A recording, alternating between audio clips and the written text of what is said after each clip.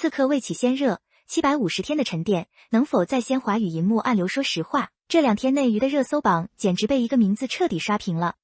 5月9日左右，好几家资深跟组记者几乎同步放出风声，称王一博将正式加盟成尔导演的全新电影《刺客》，并大概率于6月8日在北京举行开机仪式。消息刚落地，全网讨论量瞬间呈指数级攀升，粉丝社群的聊天界面刷的手机发烫，连不少平时不怎么追星的影迷也纷纷下场讨论。咱们平心而论，这种为官宣先引爆的阵仗，在如今的娱乐生态里并不稀奇，但能让市场如此迅速且高质量的买单，靠的绝对不是流量玄学，而是实打实的创作信用。我个人一直觉得，王一博这几年的公众形象早就完成了从数据偶像到银幕创作者的悄然转身。大家愿意为这条尚未盖章的爆料疯狂，说到底是观众对好导演加踏实演员这种组合产生了近乎本能的信任。你看啊，一个是有着强烈作者表达欲的导演，一个是甘愿褪去光环，一门心思扎进角色里的青年演员，这2个人搁在一块儿，就算目前连一张定妆花絮都没有，观众心里的那杆秤其实早就悄悄倾斜了。提起王一博和成尔的缘分，咱们得把时间线稳稳拉回无名时期。说实话，当年这片子刚公布阵容的时候，行业内外捏着冷汗的人不在少数。毕竟谍战题材自带历史厚重感，把核心戏份压在一个偶像出身的演员身上，稍有不慎就会变成灾难。但结果呢？王一博把叶密那种冷峻、沉默，甚至带着点引人狠厉的劲儿，演得极具穿透力。他不是靠大段台词来抢存在感，而是用眼神的游移、肢体的微表情，用那种收着眼的克制，把人物内心的撕裂感立得稳稳当当。我个人特别欣赏这种在镜头前做减法的表演逻辑。现在的影视环境太容易陷入加戏焦虑，反而把角色该有的呼吸感和留白给塞满了。成尔导演的视听语言向来讲究暗流涌动与节奏控制，王一博这次2度进组，等于是在同一个美学坐标系里继续深潜。我总觉得演员与导演之间是有隐性磁场的，第一次合作往往是互相试探与磨合，第2次那就是审美同频后的共振。刺客如果能延续甚至突破无名的质感，那对王一博而言就绝不是简单的舒适区重复，而是一次明确的自我迭代宣言。再往下聊刺客这个本子，信息量其实相当耐人寻味。根据官方备案资料，该片立项号为影剧备字2026第223号，由成尔亲自操刀编剧与指导，故事背景直接扎进了清末那段暗杀浪潮翻涌、新旧秩序激烈碰撞的岁月。咱们都知道，清末民初是中国近代史上最具张力也最充满悲剧底色的阶段，刺客这个身份本身就带着极强的宿命感与边缘性。成尔导演一贯擅长在宏大历史叙事里寻找微小的切口，这次聚焦刺客们如何在时代洪流中留下那些看似轻微却无法抹去的痕迹，利益确实站在了类型片的上游。我个人看历史向的影视作品，最忌讳的就是把人物拍成推进剧情的工具或口号的传声筒。但成尔的镜头向来是把人扔进时代的绞肉机里，看他们如何在信仰、生存、道义之间做残酷的选择。刺客如果能把那种刀尖上行走的压抑感，以及个体与历史互相撕扯的痛感拍透，那绝对是一部冲着国内外 A 类电影节去的作者向类型片。说实话，当下的观众早就对悬浮的古装剧和流水线动作片产生了审美疲劳，大家真正渴望的是有历史纵深、有人性灰度、有视听厚度的作品。王一博挑中这个赛道，说明他不仅懂市场风向，更懂艺术创作的长期复利。有个细节特别值得咱们反复咀嚼，就是这次进组，距离他上一部电影《人鱼》开机，已经实打实隔了750多天。《人鱼》是2024年4月开拍的，按照正常的影视工业周期，到现在后期仍在精简与调色阶段，这本身就说明制作方在打磨细节上的耐心。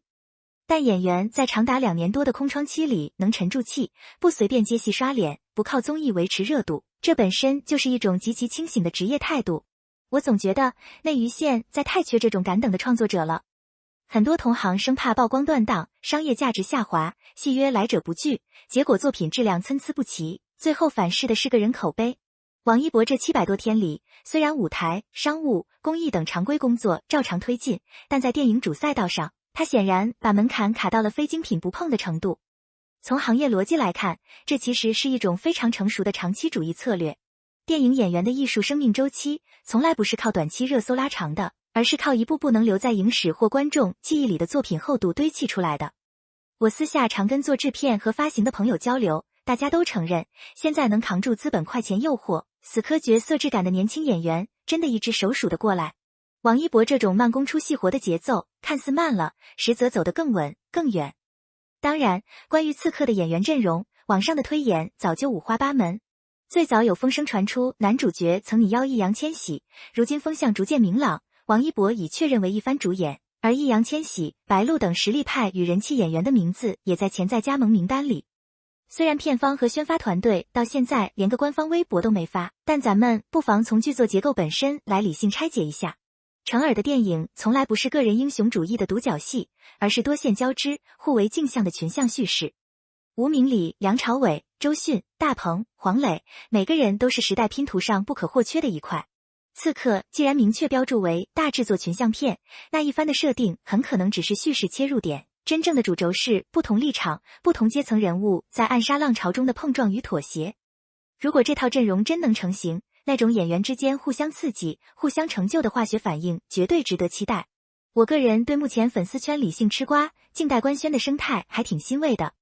大家心里清楚，好作品急不得，与其天天在超话里催进度，不如把期待值完整留给大银幕。影视工业讲究的是整体调度，演员之间的对手戏节奏，导演的场面控制，美术摄影的协同，缺一不可。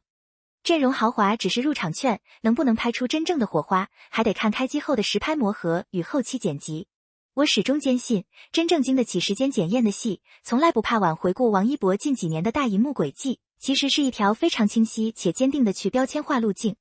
无名撕开流量偏见，热烈落地市井烟火，维和防暴队拓宽动作类型边界，票房与口碑双线飘红。这背后绝对不是运气加持，而是精准的战略执行与极强的执行力。我观察到一个很有意思的细节，就是他在镜头前的状态越来越松了。早期表演多少还能看到一点偶像工业留下的痕迹，怕表情管理失控，怕机位角度吃亏，但现在他敢把自己完全打碎，重新揉进角色需要的肌理里，甚至允许角色展现出粗粝的、不完美的，甚至带有生理性疲惫的瞬间。这种松弛感是一个演员真正入行的标志性门槛。成尔导演的作品向来要求演员交出自我，去适配角色所需的心理纵深与情绪张力。两人再度联手，势必会在人性复杂面的挖掘上走得更显、更深。我总觉得，华语影视圈现在最稀缺的不是会背台词的演员，而是愿意为角色让渡个人光环，敢于在镜头前暴露脆弱与矛盾的表演者。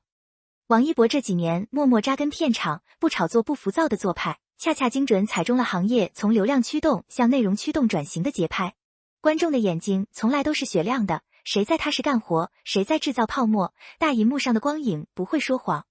虽然目前所有信息仍处于传闻与期待的叠加态，但光是清末刺客这4个字，就足够让人脑补出一场视觉与心理的双重风暴。咱们不妨闭上眼睛想象一下，长衫马褂、暗巷窄街、冷兵器与早期火器的交错碰撞，再加上成尔那种冷峻克制又带着诗意的镜头调度，王一博往历史的风口一站，眼神里沉淀着乱世特有的决绝、隐忍与苍凉，这画面张力直接就拉满了。我个人一直认为，华语电影在历史题材上有着巨大的表达空间，但往往缺的是把历史感转化为当代精神共鸣的叙事能力。刺客从来不只是执行任务的工具人，他们是时代裂口里的先行者，是理想主义与现实代价的具象化身。如果刺客能把这种精神内核拍透、拍实，那它就不只是一部商业类型片，更会是一次跨越时空的文化对话。如今的年轻观众其实非常愿意为有质感的作品掏钱买票，他们反感的从来不是严肃题材，而是套路化的敷衍，他们渴望的是创作者的真诚与敬畏。王一博和成尔的组合恰恰提供了这种真诚落地的可能性。我挺期待看到成片里那些没有台词却震耳欲聋的沉默瞬间，那才是电影这门艺术最迷人也最不可替代的魅力所在。说到底，影视圈的喧嚣每天都在上演，但能让人真正静下心来，愿意用时间去等一部戏的，其实并不多。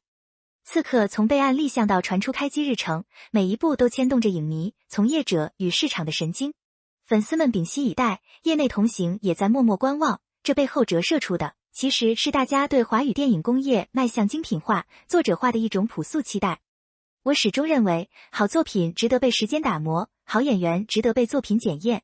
王一博这700多天的沉淀，成尔导演对作者风格的坚守，加上清末刺客这个充满历史张力与人性博弈的题材，已经构成了一个非常扎实且充满想象力的期待矩阵。当然，电影向来是遗憾与惊喜并存的艺术，最终成色还得等6月正式开机，历经拍摄与后期，最终登陆院线后才能见真章。但就目前释放的所有信息维度来看，这确实是一次值得行业与观众共同压注的创作组合。不知道屏幕前的你怎么看？是更期待王一博在清末背景下的造型突破与表演纵深，还是更想看成尔如何在多线群像里玩出新的叙事花样？或者你对这类历史刺客题材有什么私人的审美偏好？欢迎在评论区留下你的真实想法，咱们一起把这份期待稳稳接住，静待好戏开场，光影落位。